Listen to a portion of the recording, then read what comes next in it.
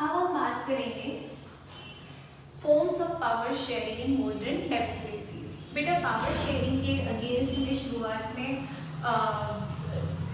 लोगों ने बोला कि भाई पावर शेयरिंग डिजायरेबल नहीं है, पावर शेयरिंग अच्छी नहीं है, एक ही हाथ में पावर होनी चाहिए, क्योंकि अगर अलग अलग हाथों में पावर होगी तो क्विकली डिसीजन नहीं लिया जाएगा। लेकिन जैसे जैसे डेमोक्रेसी एमर्ज हुई तो गुड डेमोक्रेसी के फीचर में ही रखा गया कि लोगों को हक है कि उनके लिए जो भी डिसीजन लिया जा रहा है तो वो इक्वली उसमें पार्टिसिपेट करे और कभी भी मेजॉरिटी माइनॉरिटी को सप्रेस ना कर पाए, हर किसी के बराबर के हक हो। तो इसीलिए पावर को शेयर किया गया और पहली फॉर्म ऑफ पावर शेयरिंग है among different organs of the government. बेटा हमने पहले ही पढ़ा है 9th क्लास में कि जो ऑर्गन्स है वो अलग अलग होते हैं, लेजिस्लेटिव, एग्जीक्यूटिव और जुडिशियरी। एग्जीक्यूटिव और जुडिशियरी, लेजिस्लेटिव बच्चे लॉ बनाता है और उनकी इम्प्लीमेंटेशन का काम एग्जीक्यूटिव का होता है, जबकि अगर कोई भी डिस्प्यूट अराइज हो या कॉन्स्टिट्यूशन में कोई भी अमेंडमेंट होनी हो तो वो काम जुडिशियरी का होता है। अब बच्चे इसमें जो भी तीनों लेवल्स हैं किसी एक के हाथ में दूसरे से ज्यादा पावर नहीं है, ऑल आर इक्वल, इसीलिए इसको system of check and balance भी कहा जाता है। यहाँ से क्वेश्चन ऐसे भी आ सकता है, name the system, name the form of power sharing which is a system of check and balance. अब इसे चेक एंड बैलेंस क्यों कहा जाता है? क्योंकि कोई भी सुपीरियर नहीं है, कोई भी इंफीरियर नहीं है, एक दूसरे की वर्किंग को ये लोग चेक तो कर सकते हैं but they do not have unlimited power, किसी के भी हाथ में नहीं होती। अब इसका एक एग्जाम्पल है, जो जजेस हैं सुप्रीम कोर्ट के उनको अपॉइंट कौन करता है? एग्जीक्यूटिव्स अपॉइंट करते हैं, लेकिन आफ्टर बिकमिंग द जज he can take any decision against the executives or the legislature।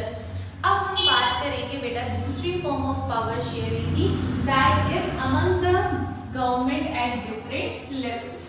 बच्चे अगर हम इंडिया की बात करें तो हमारे इंडिया में फेडरल फॉर्म ऑफ गवर्नमेंट है। इट मींस कि गवर्नमेंट सिर्फ एक ही लेवल पे नहीं है, सेंट्रल गवर्नमेंट भी है और स्टेट गवर्नमेंट भी है। और रिसेंटली एक विलेज लेवल पे पंचायत और सिटीज में म्युनिसिपैलिटीज भी गवर्नमेंट लाई गई है। अब बेटा हमारे इंडिया में union government for the entire country, state government होती है रीजनल या प्रोविंशियल लेवल पे।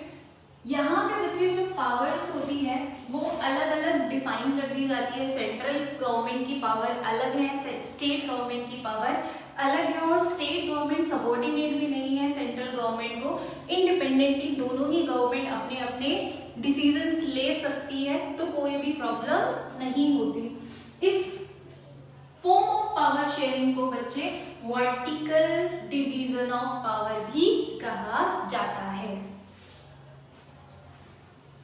The third form of power sharing is among the different social groups। जैसे हमने बेल्जियम में पढ़ा, बेल्जियम में अलग अलग सोशल ग्रुप्स थे, डच थे, फ्रेंच थे, जर्मन थे। ऐसे ही किसी भी कंट्री में जब अलग अलग सोशल ग्रुप्स होते हैं तो उसमें भी पावर शेयरिंग होती है। पावर शेयरिंग यहाँ पे रिलीजियस ग्रुप्स में मेनली रिलीजन के बेसिस पे और लैंग्वेज के बेसिस पे हमने देखा था बेल्जियम में कम्युनिटी गवर्नमेंट बना दी थी फॉर शेयरिंग ऑफ पावर। अब बेटा यहाँ पे जो हमारी जैसे इंडिया कंट्री है यहाँ पे भी क्या है, सोशली वीकर सेक्शंस है। जैसे मैं बात करूँ शेड्यूल कास्ट, शेड्यूल ट्राइब्स या ओबीसीज, और वुमेन भी हमारे कंट्री में बहुत पहले तक ना तो उनको एजुकेशन मिलती थी ना ही कोई राइट मिलता था। तो these are called socially weaker sections of the society, जिनको बराबरी नहीं मिलती। इनको बराबरी पे लाने के लिए बेटा कुछ लीगल अरेंजमेंट्स की गई हैं कॉन्स्टिट्यूशन में, और इसको बोलते हैं reservation. Reservation is created in the assemblies and parliament, जिससे कि इनको भी इक्वल रिप्रेजेंटेशन मिल सके और इनको ऐसा फील ना हो कि ये एलियनेटेड है फ्रॉम द कंट्री। इनको कभी भी ऐसा ना लगे कि डिस्क्रिमिनेशन इनके साथ होता ही जा रहा है। तो दैट्स वाई यहाँ पे एक फॉर्म पावर शेयरिंग की क्रिएट की गई, that is for social groups. और लास्ट वन है बच्चे power sharing among the political parties, pressure groups and movements. अगर बच्चे पॉलिटिकल पार्टीज की मैं बात करूँ तो 1990 से पहले इंडिया में 1990 के बाद इंडिया में कभी भी ट्रू मेजॉरिटी नहीं आई। ट्रू मेजॉरिटी का मतलब होता है बच्चे कि एक सिंगल पार्टी को मेजॉरिटी नहीं मिली। मान लो बीजेपी है, बीजेपी एनडीए उसका ग्रुप है, अकेली पार्टी नहीं है, कुछ छोटी पार्टीज होती है जो कि उनको ज्वाइन कर लेती हैं जिससे कि उनको मेजॉरिटी मिल सके। तो यहाँ पे उस टाइप ऑफ गवर्नमेंट को कोएलिशन गवर्नमेंट बोला जाता है।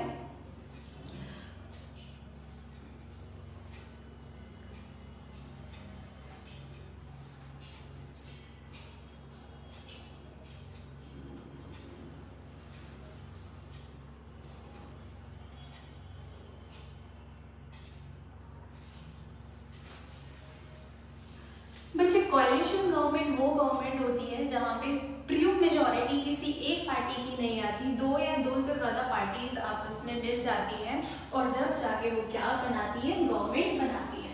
अब दूसरी हम बात करते हैं बेटा प्रेशर ग्रुप्स और मूवमेंट्स की। प्रेशर ग्रुप से समझ में क्या आता है? प्रेशर ग्रुप्स वो ग्रुप्स होते हैं बच्चे among the citizens of the country, लोग कभी कभी प्रोटेस्ट करने लग जाते हैं। जैसे फॉर एग्जाम्पल हमारे कंट्री में नर्मदा रिवर है, नर्मदा रिवर के ऊपर जब डैम बिल्ड किया जा रहा था तो वहाँ पे रहने वाले लोगों को प्रॉब्लम हुई या किसी को लगा कि हाँ it can damage the environment, तो उन लोगों ने प्रोटेस्ट करना स्टार्ट किया।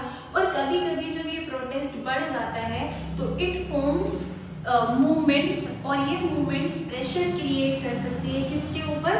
Government of the country. The pressure is created on the government और उनको अपना डिसीजन वापस लेना पड़ता है।